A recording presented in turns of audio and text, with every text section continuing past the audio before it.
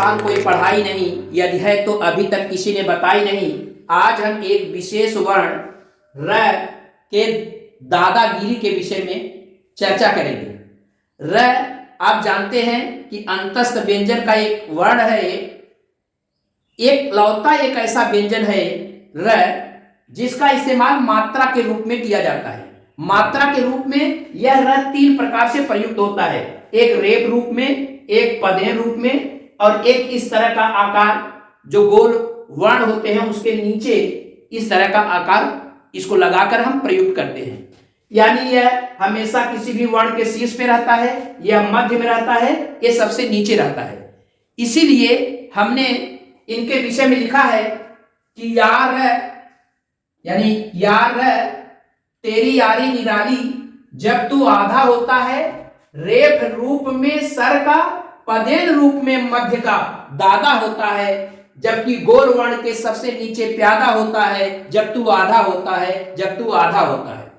तो ध्यान देने वाली बात यह है कि जब हम र का आधे र का उच्चारण करते हैं किसी भी शब्द में, तो यह रेफ रूप में जब प्रयुक्त होता है, तो जहां पर उस हिंदी भाषा के शब्द में जब इसका हम रेफ रूप में आधे र का उच्चारण करते हैं, तो जहां पर इसका उच्चारण होता है ठीक उच्चारण के बाद वाले वर्ण पर इसको हम लगाते हैं। यानी कहने का मतलब कि जो जहां पे इसका उच्चारण हो उसके ठीक बाद आने वाले वर्ण पर इसको हम रेफ रूप में उस पर प्रयुक्त करते हैं। जैसे आपको उदाहरण बताएं, जैसे अर्थ, अर्थ अ के बाद र का उच्चारण हो रहा है तो जो वर्ण आ रहा है उसके ठीक ऊपर, जबकि हम आपको अनुस्वार बताए थे जहां पर उसका उच्चारण होता है ठीक उसके पहले वाले वर्ण पर वह लगता है, लेकिन रेफ रूप में र का उच्चारण जहां पर होता है उसको हम जहां पर उच्चारण होता है उसके ठीक बाद वाले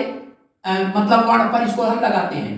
इसी तरह से जैसे बहुत लोग कंफ्यूज करते हैं, जैसे आशीर्वाद लिखना है तो आशीर, अब यहां से र का आधे र का उच्चारण हो रहा है, इसके बाद जो वर्ण आएगा आशीर्वाद, तो उस वर्ण पर इसका हम रेफ रूप में प्रयुक्त करते हैं। इसी तरह से धर्म, कर्म, तमाम इस तरह के और बहुत सारे उदाहरण हैं, इस तरह से लिख सकते हैं।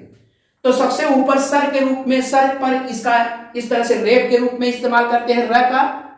अब बात आती है कि कुछ व्यंजन ऐसे होते हैं जो पाई वाले होते हैं, जैसे प होता है, क होता है, इसी तरह से और भी भ होता है।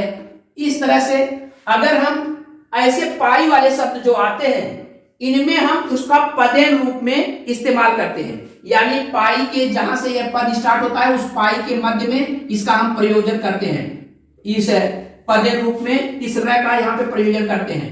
तो यह हमेशा जब इस ऐसे वर्णों में इसका हम जब ऐसे वर्णों में इसको उपयोग में लाते हैं तो ऐसा लगता है कि जब हम शब्द का उच्चारण करते हैं तो जिस शब्द के साथ इसका तुरंत उच्चारण होता है उसी शब्द पर इसको हम पदेन रूप में लगा देते हैं। जैसे अब आप देखिए प्रश्न जैसे आपको लिखना है तो प्रश्न प बनाएंगे प्र, अब इस पे हम रेफ पदेन रूप में इसको हम लगा देंगे प्रश्न। इसी तरह से क्रम, इसी तरह से भ्रम, इसी तरह से तमाम और भी शब्द हम निर्मित कर सकते हैं। तो इनको हम इस तरह से पदेन रूप में इसका इस्तेमाल करते हैं।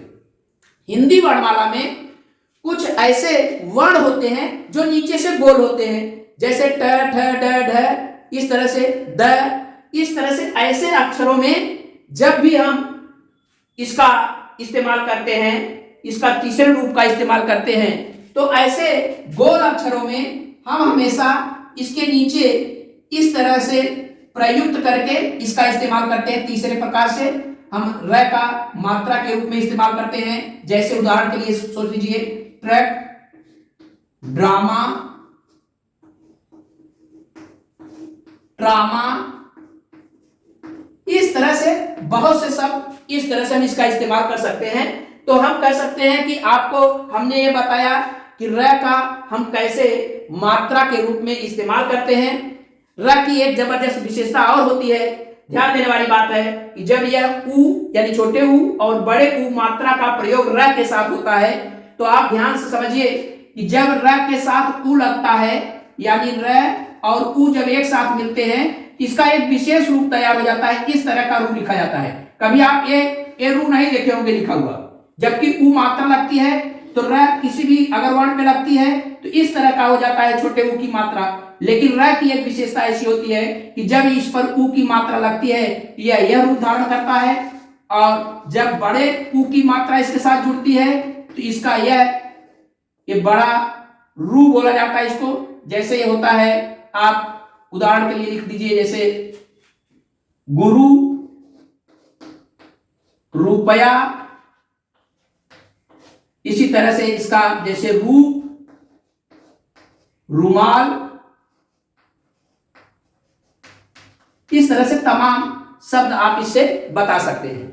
इस प्रकार से हमने र का जब ऊ और बड़े ऊ की मात्रा के साथ इसका प्रयोजन होता है यानी प्रयुक्त होता है तब कैसे इसको इस्तेमाल करते हैं, और र को कितने रूप से मात्रा के रूप में इस्तेमाल करते हैं, ये कंपटीशन में पूछा गया सवाल इस पर है। हम उम्मीद करते हैं कि आप आसानी से अब इस तरह के सवालों को कर ले जाएंगे। अब फिर अगले किसी टॉपिक के साथ हम आपके साथ पुनः हाजिर होंगे। तब तक के लिए धन्यवाद।